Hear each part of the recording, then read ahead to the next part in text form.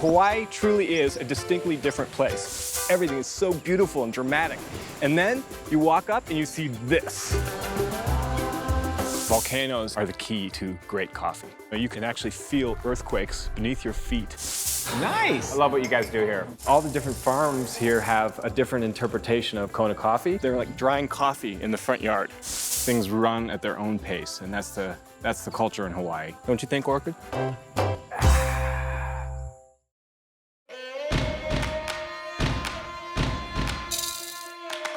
For over 20 years, I've traveled the world searching for exceptional coffees. But among the greatest treasures I've discovered along the way are the incredible people, their fascinating cultures, and the most awe-inspiring landscapes you could possibly imagine. Now, I have the opportunity to show you a different side of the world through the lens of coffee.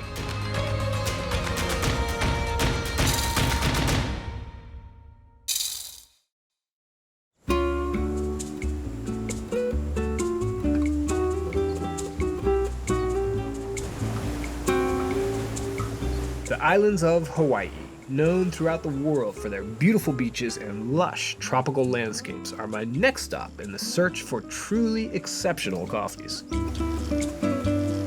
Undersea volcanoes formed these islands thousands of years ago, and the contrast of pitch-black volcanic rock and the bright green vegetation is unlike anything I've ever seen on my travels so far. It's thanks to this volcanic activity that Hawaii grows some of the most exciting coffees in the world. I'm visiting the island of Hawaii, also known as the Big Island. At 4,028 square miles, this island is larger than the other 7 islands combined. And the climate here creates some of the best growing conditions you could possibly imagine and explains the abundance of local coffee farms. I'm off to explore the island to see what makes coffee here so special. Though conventional coffee wisdom says go west to Kona, today I'm heading east to Akaka Falls State Park because I'm told this is one of the most unique places to observe Hawaii's magnificent climate. Everywhere I look, the views are absolutely stunning. But then I see something that I just have to make a stop for. You have to have a thing of fruit to put in your backpack when you go to the falls for that little break time in case it rains, find a little cave and eat some fruit. So we stopped here and we're thinking this would be a sweet place to have some pineapple. Oh, look at this baby. Beautiful avocado. Yum. This is lunch right here. This, pineapple, and then a little star fruit. Perfect lunch. So yeah, you can tell when they're ripe. You can pull the leaves out pretty easily. And it's nice and soft. This thing's gonna be juicy. This is perfect too right now. I don't even have to ripen it. It's like ready to go. It's all nice and squishy. This is perfect. This is all I need. Thanks. Thanks, guys. All right, see ya. South of Hilo on Hawaii's easternmost tip is the Puna district, and apparently it's so different from other areas of the island that it's kind of its own universe. Thus, the locals have coined the term Punaverse. The tropical climate here creates these expansive rainforests. So I woke up this morning and when the sun came up, there's this huge tree canopy and the birds were just taking off. They were so loud I could hardly hear myself think. And I realized at that point that Hawaii truly is a distinctly different place. You start from the barren volcanic land and then you come down to where the soil is more developed and you see just fertility abounds. I mean, if there was a smell to paradise, this is it.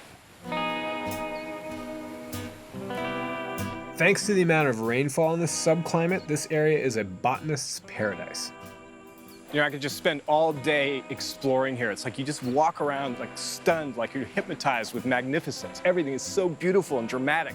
And then you walk up and you see this. At 442 feet, Akaka Falls is probably one of Hawaii's most famous waterfalls. The word Akaka in the Hawaiian language actually means split or crack, and you can see how the falls flow through the center of this big split in the valley. As you can see, there's no need for bushwhacking at this park, and I might add there are some really nice places to stop and have a nice lunch. Oh, this is so juicy. This is gonna be a sweet, juicy treat right here. There's something about, the sort of taste of place. It's when you're in the place that grows the fruit and you're surrounded by all these beautiful flowers in bloom and birds of all different types and colors. This just tastes so good. It's even that much better. Definitely the best pineapple I've ever had. Now, onto the passion fruit. Mix the meal up a little bit for the perfect lunch. Uninvited lunch guests definitely get the blood flowing. I was eating the pineapple, completely enjoying the solitude, and this sketchy bug with these gnarly pinchers starts crawling up on my leg. I'm thinking there's no way those aren't gonna hurt, you know? I'm very lucky to be here on such a dry and sunny day, as average rainfall in this area is over 130 inches a year. I'm actually astounded by the natural beauty here, and I'm betting it equates to a pretty impressive cup of coffee. Before I continue my coffee journey, there's one more place I need to visit, and it feels like being on a different planet.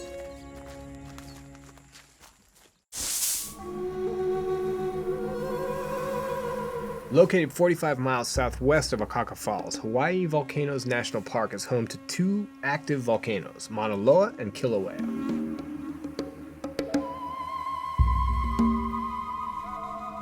Quite the contrast, to say the least, from the lush rainforest. Hawaii Volcanoes National Park is proof of the variety in Hawaii's many subclimates. According to the National Park Service, the lava that erupts daily from Kilauea would be enough to resurface 20 miles of two-lane road every single day. This is, I think, definitely the most dramatic landscape I've ever seen in my life. It's a sense to it, though, that's sort of ominous. And part of me feels like I need to look over my shoulder and see if Gollum is trailing me. You know, you can walk around and actually feel earthquakes beneath your feet. You see steam. You can even see pockets of lava.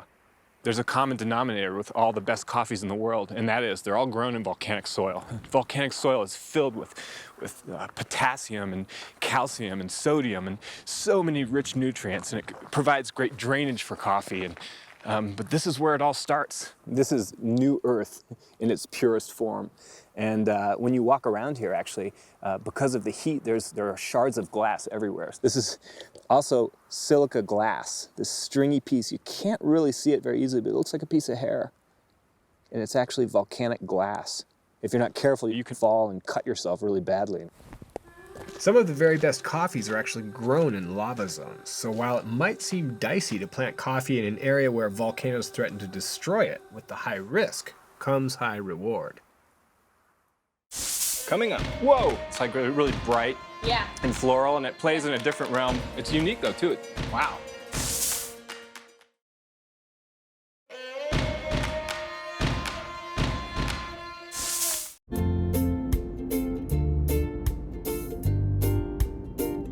The cost of living on the Big Island is high, as is the cost of producing coffee. But just because the coffee is expensive doesn't necessarily mean that it's good. So much of what tourists buy and what's available on the street is actually called prime, which is the lowest grade. To find the really good stuff, you have to get your feet here and you have to actually discover it. So what I decided to do was reach out to a guy who I figured is one of the foremost experts in Kona coffee. He travels around the world elevating the value of coffee for people from seed to cup. His name is Andrew Hetzel. Of course I find you cupping coffee. Good to see you. How are you, man? Nice to meet you. Hey, nice to meet you too.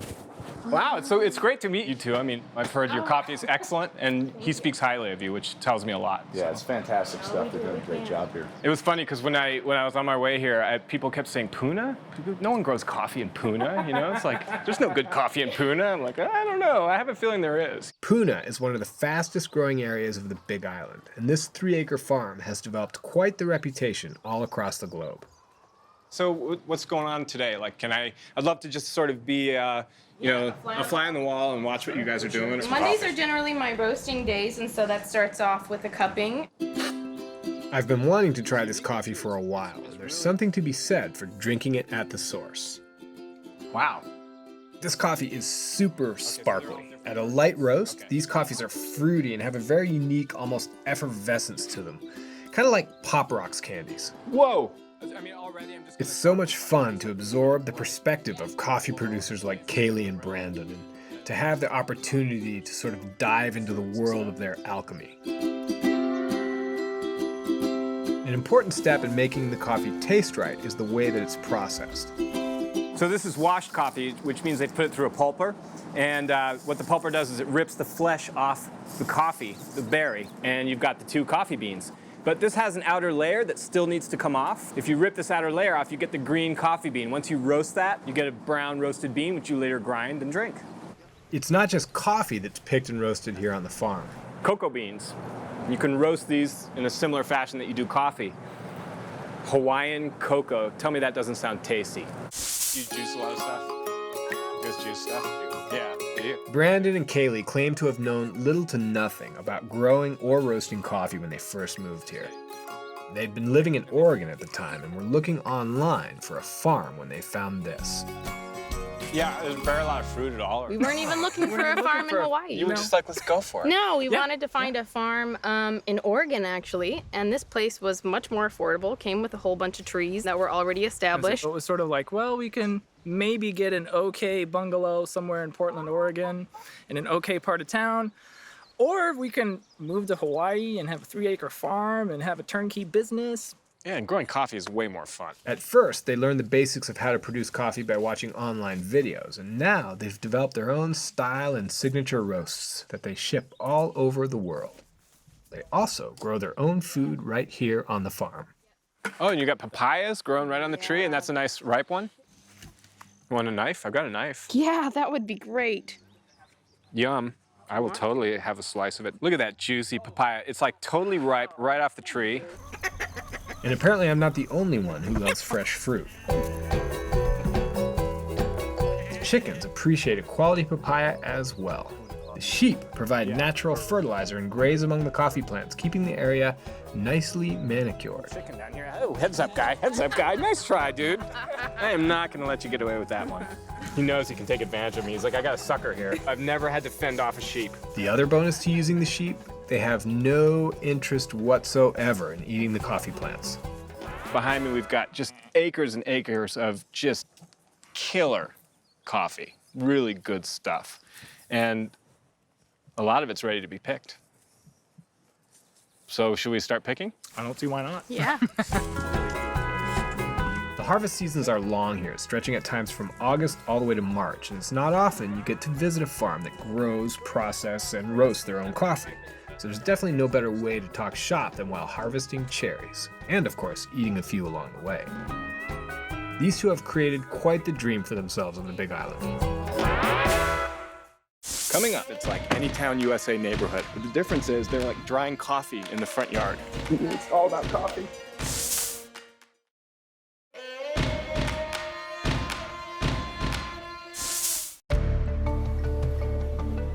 The coffees I've tried here are about as dramatic as the landscapes surrounding the places they're grown. The piece of coastline called Puna is unlike anything I have ever seen. It's said the term Puna means diving spring, and supposedly there's fresh spring water that flows out into the ocean here. Volcanic activity deserves credit for the majestic landscape, and when lava spills into the ocean and cools quickly, it forms rocks and breaks into granules of sand.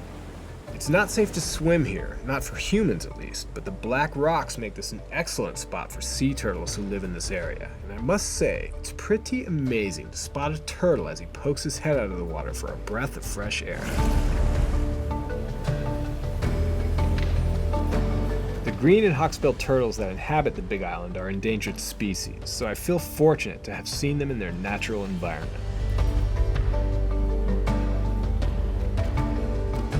There's something about this place that encourages you to just chill out and sort of take in the grandiosity of your surroundings. But my coffee journey is far from over, so after watching the turtles for just a bit longer, it's time to get back on the road.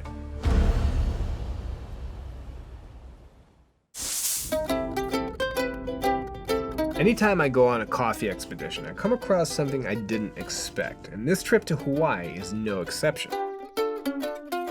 My guide Andrew and I arrive at a farm that's growing a different crop, vanilla, which I'm told is one of the most expensive spices in the world. Vanilla, I mean, goes well with coffee. Absolutely. You know. This is JR. Oh, hey. JR is the farm manager. Hey, how are you, JR? JR, this Nice is to meet Joey. you. Yeah, JR, good to see you, man. Andrew? Excellent. This is a beautiful place. I love your hounder there. Yeah, it's a farm guard. What's her name? Orchid? Oh, Oh, hi, Orchid. Hi, how are you? Oh, goodness gracious. She's She's a sweetheart. I didn't realize that vanilla is actually a type of orchid that grows as a vine. The plants in here have been growing for nearly 2 years, and the beans still aren't ready. When will you harvest this? Like, how far along is this thing? It takes, well, 3 more months 3 more months this thing to has. harvest, yes. Okay. And then and then it turns kind of brown? It is that- starts yellowing, Yellow. yellowish in the tips, and that means ready to pick. Vanilla blooms every spring, but there's a complication that makes it very difficult to grow. The flowers have to be pollinated by hand within a few hours of opening, and if you don't act quickly, the result will be a wilted pod with no beans. It's very delicate work. You have to have a steady hand, a certain time in the morning. You only have 4-hour window. So there's only a 4-hour window that these plants can be pollinated. But you have to do it yourself? Like, it's not... You have to use special tools to do it. I mean, to able to put the pollen in the right place to able to get the bean. Vanilla only flowers once a year, giving JR a very narrow window to pollinate them. The whole process is extremely labor-intensive. Once the beans are picked, they're brought here to be dried on racks and stored for several months in order to achieve optimal flavor development. It's so pure vanilla fragrant. The whole closet smells like it. Once we harvest from that rack, we Oh, wow. seal Yeah. Right. Into these little bundles. It's vanilla all vacuum packed, ready to go, huh? Yes. This is how you sell it. According to JR, you can tell vanilla is fresh if it has elasticity to it, and this stuff is the creme de la creme of vanilla. A single bean like this one can sell to a bakery or restaurant for at least $10. Real vanilla product. So you kind of... I can see where you'd have to add sugar to make the taste come out. Because the cost of producing good vanilla is so high, a lot of the vanilla you see for sale is called vanilla essence, and it actually isn't derived from vanilla beans at all. Rather, it comes from wood pulp. So the next time you question the price of a coconut cream vanilla bean cake, think again. They might just be using the good stuff. That's true.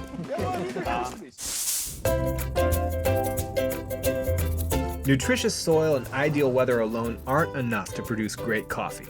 Processing plays a pivotal role in developing just the right flavor.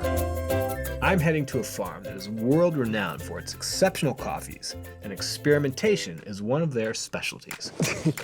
You know, it's such a trip because you pull into this neighborhood and it's like any town USA neighborhood with typical houses. But the difference is they're like drying coffee in the front yard. It's all about coffee. Hey! Wow, the famous Rusty's Hawaiian crew. So nice to meet you guys. How are you, man? Nice to meet you. I've heard all about you guys. Hi. Jolie. Yes, how are you? Nice to meet you. Good. You process everything right in the front yard with the tables and... Oh, some in the backyard too. Very cool. The house, it's kind of a... All around the yard. Drying tables. So it's kind of a house slash coffee lab slash research facility slash processing. It's a little bit everything. It's everything. Yeah, it's beautiful here. This is the Cacao district, located on the south side of the Big Island. This area is a globally recognized coffee growing district, thanks in no small part to Lori Obra, who founded Rusty's Hawaiian after moving here in 1999. Coming up, if you were to drop me off of a plane and tell me where am I and I had to guess, I would say probably Kenya.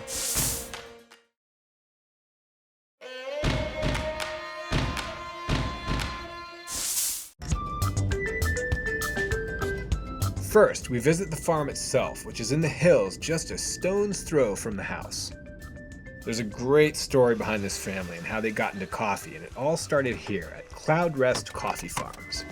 Kind of feels like Kenya, you know? It feels like Africa. If you dropped me off of a plane and just dropped me here and didn't tell me where I was, I wouldn't guess Central America or South America. I would guess like Kenya, just very African feeling. Some of the same trees, you've got eucalyptus trees like in Ethiopia. They call this area Clouds Rest because if you look at the mountain up there, in the afternoon the clouds will come and rest on the mountain, and then eventually it'll start raining in the afternoon. Wow, it's beautiful. This whole farm used to be a giant sugarcane plantation, but when the sugarcane industry pulled out of the Big Island in the mid-1990s, the move resulted in a bunch of small acre leases from local families. Lori and her late husband Rusty leased 12 acres and started growing coffee. They successfully planted hundreds of coffee plants, which have grown over the years. Now their daughter Joan is also helping to continue her father's legacy. His big dream was to see cacao on the world stage as one of the best coffees in the world. But when he died in 2006, that hadn't happened yet. So that's when my mom really had her tunnel vision. Lori continued to work the farm after her husband's death and started experimenting with different ways of processing coffee. She enlisted the help of Miguel Meza. This is a dude with a wide range of coffee knowledge. I said, Miguel, I would like to, improve the quality of my coffee. Can I send you every batch that I have? So I did. Yeah, we've done lots of things just to see if it made any tangible effect and to see kind of if environmental things really affect the flavor of coffee. For the most part, they don't. Like we had fermented in cola, fermented in pineapple juice, in chili water. You didn't notice anything. Yeah. There's a handful of things that make a difference. Salt and alcohol. I must say I've never tried salt-washed coffee, so today will be a first for me. Back at the house, Lori shows me how she processes coffee beans by hand. Here, she's peeling the dried coffee cherry flesh to reveal the green beans, which will then be roasted. The beans are then dried on trays in the front yard, turning a very dark brown to almost black color. They sort of look like little coconuts. These are called natural processed coffees because the flesh isn't washed off like most of today's coffees. As traditional as this process is, the salt coffee I'm about to try is definitely a break from convention. I don't remember who brought it up, but we have done this test before where we take red, ripe coffee cherries and put them out on the screens as they're drying, and then pour salt and then just kind of massage the salt into the skins. And if you do it right, you want to kind of get the right level of salt so it doesn't make the coffee salty, but it just lends mouthfeel to it and kind of heightens the flavors a little bit. Clever. Yeah, so... So it's salt massaged coffee. Yes, right, Hand exactly. massage. We actually did use Hawaiian salt. Hawaiian salt massaged coffee. Definitely sounds good. This way of processing coffee is very rare, so I'm excited to give it a try. These little roasters are a great way to sample small batches and play around with some of the ways that different roasts affect the flavor and mouthfeel of the coffee. There are a ton of aromatic compounds that start floating around when you freshly grind coffee. Smelling the fragrance is one of my favorite parts. Oh, wow, these two are the most fruity smelling. Some of these samples are driven by fruit tones of lemon and orange, and the finish is clean and crisp. Enjoyable, but thus far no discernible difference from the effect of the salt. Sometimes coffees smell to me like boxed breakfast cereals.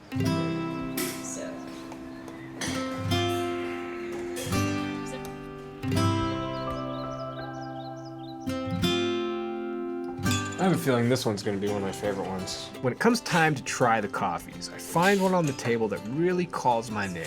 It has a drive towards sweet cherry fruit with a very velvety, heavy, and sort of syrupy mouthfeel. As it turns out, this is the salt massaged coffee.